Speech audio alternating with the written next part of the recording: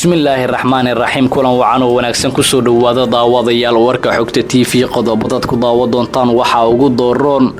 dowladda oo faahfaahisay xaaladda caafimaad ee gudoomiye Yariisow madaxweynaha maamulka Puntland oo laamaha ammaanka maamulkaasi faray xoojinta amniga inta lagu guda jiro maalmaha aas-aaska Puntland gudigii loo saaray qarxii xarunta maamulka gobolka Banaadir oo shaaciyay khasaarihii nafeed ee qaraxa uu geystay wasiirka arrimaha dibadda Soomaaliya wax laga weydiiyay kuluglaashiyaha qadar qaraxyo ka dhacay Muqdisho iyo Boosaaso warka dibadda daawadayaal waxaa ka mid ah dhaqaatiir ku waxyeelooday isbitaal Liibiya ku yaal oo la duqeeyay iyo booliska Nigeria oo soo furtay shaqaale u dhashay dalka Turkiga hagaajintii aad maqasheen iyo qodobo kale ku soo dhawaada daawadayaal wasiirka wasaaradda dhalinyarada iyo ciyaaraha xukuumadda Soomaaliya Khadiija Maxamed Diiriye oo ku sugan magaalada Dooxa ee caasimadda dalka Qatar isbitaalka lagu dabiibayo dhaawacyada ayaa faahfaahin ka bixisay xaaladda caafimaad ee gudoomiye Yariisow wasiirada ayaa sheegtay in xaaladda caafimaad ee gudoomiye Yariisow ay tahay mid ka fiican sidii hore uu ahaa marka laga soo qaadayay magaalada Muqdisho Khadiija ayaa rajo wanaagsan ka muujisay xaaladda gudoomiyaha waxaana ay sheegtay inay soo roonaanayso gudoomiye Yariisow oo xilligan dhaqaatiirtu ay sheegeen in uu wanaagsan yahay xaaladiisa caafimaad waxay sidoo kale sheegtay wasiirada in dhaawacyada kale ay ku jiraan kuwa liita isla markaana intooda badan ay dhaqaatiirtu muujinayaan rajo wanaagsan gudoomiyaha gobolka Banaadir injineer Cabdiraxmaan Cumar Cismaan Yariisow ayaa dhaawacdana ka soo gaaray qaraxii toddobaadkii tagay lala beegsaday xarunta maamulka gobolka Banaadir waxaan la soconay dhaawacii Soomaaliya laga keenay 12ka ugu horeeyay gudoomiyaha gobolka Banaadir ana duqo magaalada Muqdisho waana injineer Cabdiraxmaan Cumar Cismaan waxaan soo joognaa isbitaalka xaaska gudoomiyaha Waashan Xabiiba waxaan soo joognaa wiilashiisa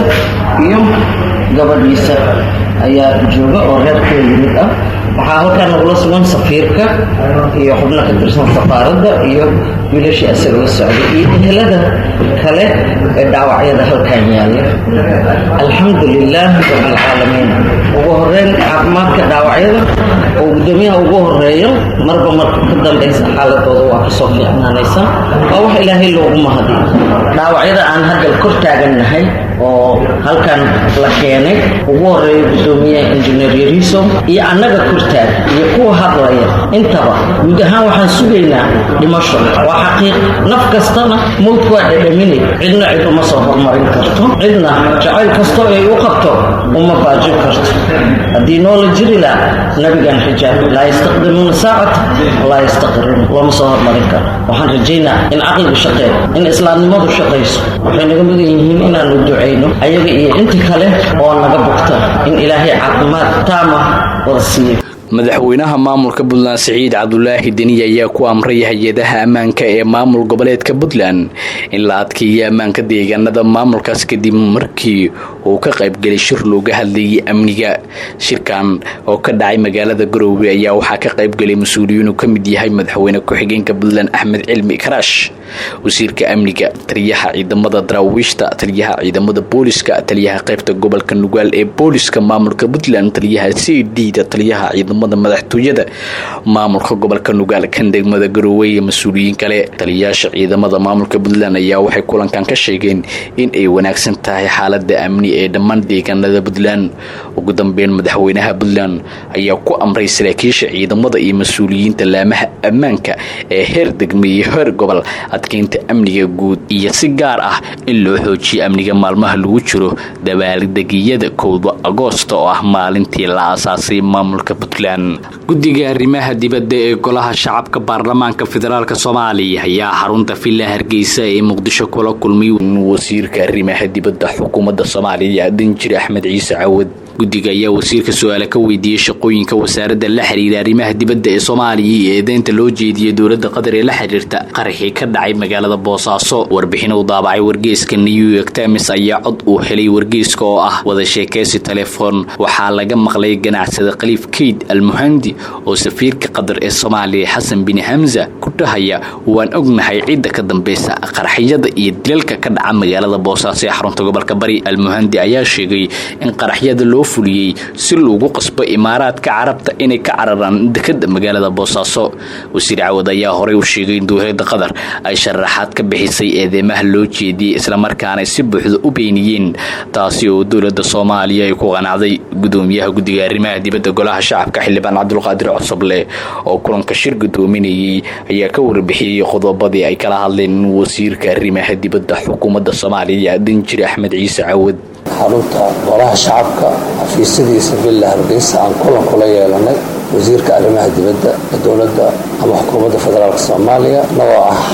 xildhibaano ka tirsan marka guddiga arrimaha dibadda. waxaa runtii fadhi fiican oo saraaxa ah oo isbaraysi ah oo la xisaabtamayo ahaa oo wasiirka waxyaabo fara badan aan ka warsanay ku saabsan shaqada wasaaradda howlaha wasaaradda iyo howlaha ku saabsan diblomaasiyadda Soomaaliya ee arrimaha dibadda. dabcan halka kuma soo koobi karo waxyaabihii aan wasiirka ka warsanay. waxyaabaha ugu horeeya waxay ahaayeen maaragtay arrimihii ka dhacay qaraxi 18 May magaalada Boosaaso oo ay ku dhinteen dad Soomaali ah oo maalmo dhaweedba idaacadaha ay isla dhinac mareen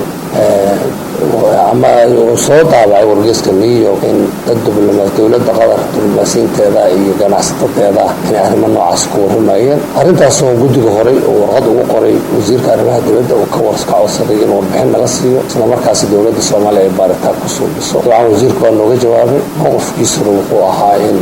dowladda Qatar arrintaas ay kartay oo ay beenisay waxba kama jiraan ay tiri. hase ahaatee guddi ahaan waxaa weli noo muuqato inay jirto baahi in xukuumadda Soomaaliyeed ee federaalka ah ay ka istaahilaan shacabka Soomaaliyeed meel walba joogaan in arrintaas xaqiiqadeeda ay ka daba tagaan oo ay baaritaan ay ku soo biyaan in la soo wadaagaan golaha shacabka. guddiga gurmadka qaraxii xarunta maamulka gobolka Banaadir ayaa soo saaray warbixin hordhac ah oo ku saabsan xaaladda dhaawacyadii iyo dadkii ku dhintay qaraxii toddobaadkii hore ka dhacay xarunta gobolka Banaadir. warbixinta guddiga ayaa looga hadlay xaaladda dhaawacyada iyo dadkii dhintay waxaana sidoo kale gabagabadii guddigu soo saaray go'aano 5 qodob ka kooban oo ay doonayeen in si degdeg ah loogu dhaqaaqo. guddiga oo 24 bishan ra'iisul wasaare ku-xigeenka xukuumadda Mahdi Maxamed Guulid Qadar u magacaabay maareynta qaraxii ka dhacay xarunta gobolka Banaadir iyo sidii gurmad degdeg ah lagu fidin lahaa dhaawacyada ka dhashay qaraxa waxaana uu bulshada Soomaaliyeed la wadaagayaa warbixin hordhac ugu saabsan waxyaabihii u qabsoomay labadii maalmood ee la soo dhaafay. warbixinta hawsha u qabsantay guddiga maareynta dhaawaca waxa la xaqiijiyay hadda dhimashada inay gaarayso 10 qof iyo dhaawacana uu gaaray ilaa 9 ruux oo ku jiro gudoomiyaha gobolka Banaadir Injineer Cabdiraxmaan Cumar Cismaan Yariisow. waxaa la helay liiska dhaawaca xaaladooda aad ku liidata ee u baahan daryeel caafimaad oo dibadda ah ximili kara safar dibadda ah oo gaaraya 6 qof. waxaa sidoo kale looga faa'iideeyay fursadda imaanshaha diyaaradda dhaawacyadii shacabka kale oo caafimaadkooda dalka wax looga qaban waayay kuwaas oo wax ku noqday Kismaayo 3 qof, Muqdisho 2 qof, Boosaaso 1 qof. sidaas darteed isku gugeyn waxaa la qaaday 12 qof oo dhaawac ah lana geeyay isbitaal ku yaala magaalada Dooxa ee caasimada dalka Qatar. waxaa isla habeenkiiba la sameeyay baasaboorro ay ku safraan dhaawaca la qaadayo ee dadka la safraya aan lahayn baasaboorrada. hay'adaha ammaanka dowladda weli faahfaahin kama bixin qaraxii ka dhacay aqalka dowladda hoose ee Xamar oo dhimasho iyo dhaawac ku noqdeen mas'uuliyiin ka tirsan maamulka gobolka Banaadir. madaxweynaha dowladda federaalka Soomaaliya Maxamed Cabdullaahi Farmaajo oo kulan la qaatay mas'uuliyiinta ammaanka dowladda waxa uu amray inay baaris degdeg ah ku sameeyaan qaraxaas. odayaasha gaalkacyo dhanka Galmudug waa aqbalay inay ka qayb galayaan shirka dib u heshiisiinta beelaha Galmudug dhawaan ay ka soo horjeesteen. waxaa xalay magaalada Gaalkacyo kulan ku yeeshay odayaasha dhaqanka magaalada Gaalkacyo dhanka Galmudug iyo guddiga dib u heshiisiinta beelaha Galmudug dhawaanna ay magacooday wasaaradda arrimaha gudaha xukuumadda Soomaaliya. odayaasha magaalada Gaalkacyo ee xarunta gobolka Mudug dhanka Galmudug ayaa aqbalay inay ka qayb galayaan shirka dib u heshiisiinta beelaha dhanka Galmudug ee lagu qabanayo Dhuusamareeb ee xarunta maamulka Galmudug. odayaasha ayaa sheegay in 40 sano ee maamulka Galmudug uu dhisnaayay wax badan ka tirsanayeen fikirkii ay qabeen ay ugu tanaasuleen inay helaan maamul loo dhan yahay. dhaqanka Gaalkacyo ayaa dhawaan sheegay in magaalada Gaalkacyo lagu qabto shirka dib u heshiisiinta beelaha Galmudug xarunta doorashada ay ka dhaceysana laga dhigo magaalada Cadaado. waa kuwan qaar ka mid ah odayaashii kulanka la qaatay xalay guddiga dib u heshiisiinta beelaha Galmudug. guddiyow soo dhawaada aad iyo aad u mahadsantihiin deegaankiinii iyo dadkiinii degmadii Gaalkacyo ku soo dhawaada sidii horeyba idinku soo dhaweeyay xulashadii la soo xulay beeshaan odayaasha iga horreeyay maamulka waa aqbaleen mar haddii la aqbalay macnaheeduna waxa weeye gogoshii iyo meesha taalla waa aqbal ay ka socdeen sidaan hore baan kugu sheegay waxaan dhahnaa 4 sano wixii na gaaray inaan iska badbaadino oo wax dhisan wax loo dhan yahay oo u midaysanahay inaan dhalmana doonimo ku dhisno marka soo dhawaada aad iyo aad u mahadsantihiin dalkuna waa dalkiini dadkuna waa dadkiini mahad celinaynaa guddiga aasaaska dadka islaamtinimada iyo nolosha Soomaaliya soo aasaasay oo arintaas isku soo xil saaray oo isku soo xirxiray waxaan kale u mahad celinaynaa cid allaaliya ciddii oo ku garab taaganahay cid allaaliya ciddii maanta nabad diyaar u ah ama nolol Soomaaliyeed diyaar u ah ama midda galmudug diyaar u ah ayagana waa u mahad celinaynaa waana la qabanaynaa waa la taageeraynaa guddigan ayaa shalay gaaray magaalada Gaalkacyo xarunta gobolka Mudug iyaga oo safar cirka ah uga yimid Dhuusamareeb sidii loo magacaabay guddigan ayaa waxay booqdeen deegaano ay ka mid yihiin Cabudwaaq Balanballe Huurshe si beelaha halkaasi dega ugu qanciyaan inay ka soo qayb galaan shirka dib u heshiisiinta ee ka furan Dhuusamareeb shirka looga dhawaaqay inuu ka furan yahay magaalada Dhuusamareeb ayaa waxaa hore uga soo horjeestay qaar ka mid ah beelaha dega Galmudug sida magaalooyinka Cadaado Xiraale iyo Cabudwaaq waxaa lagu wadaa siday sheegeen guddigan inuu furmo shirkaasi bisha soo socotay Agoosto guddoonka golaha wakiilada Puntland ayaa sheegay in uu buri muushinaya xildhibaano ka tirsan baarlamaanka ka gudbiyeen xubnaha maxkamadda sare ee Puntland kadib markii qaarkood ay ka laabteen 10 mudan oo ka tirsan baarlamaanka Puntland ayaa 22 bishan xilka qaadis ka gudbiyay xubnaha maxkamadda sare ee Puntland oo ay ku eedeeyeen cadaalad darro iyo musuqmaasuq baahsan balse muushinkaasi ayaa buri kadib markii 6 ka mid ah xildhibaanadii gudbiyay ay ka laabteen halka ay ku soo hareen 4 xildhibaan oo kaliya sida uu sheegay gudoomiyaha golaha wakiilada Cabdixakiin Maxamed Axmed Dhoobadaareed haddaba xildhibaan Maxamed Cabdi Carf oo ka mid ahaa mudanayaashii gudbiyay mooshinka ayaa shir jiraa'id uu qabtay ku faahfaahiyay sida uu mooshinka u buriyay xildhibaanada ka laabtay hagaag markaana waxaa isla soo gaarnay daawadayaal warkay dibadda dhaqaatiirku waxay yeelowday isbitaal Liibiya ku yaala oo la duqeeyay siday sheegayaan wararka laga heliyay dalka Liibiya 5 dhakhtar ayaa ku geeriyooday kadib markii la duqeeyay isbitaal ay ka shaqeynayeen oo ku yaala koonfurta magaalada Tripoli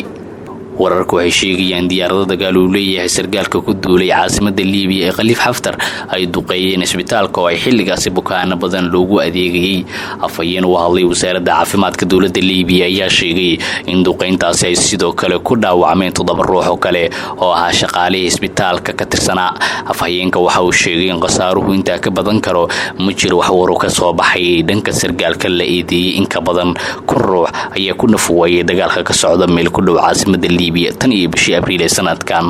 ugu dambeyntii booliiska Nigeria ayaa soo furtay shaqaale Turki ah oo la qafaashay booliiska dalka Nigeria ayaa sheegay in badbaadiyeen 4 ruux oo u dhashay dalka Turkiga kuwaas oo afduub ahaan loogu haystay galbeedka dalkaas 4 ruux ee Turkida ah oo ka shaqeynayay dhismo ayaa toddobaadkii hore la qafaashay meel maqaayad ah oo ay ka cunteynayeen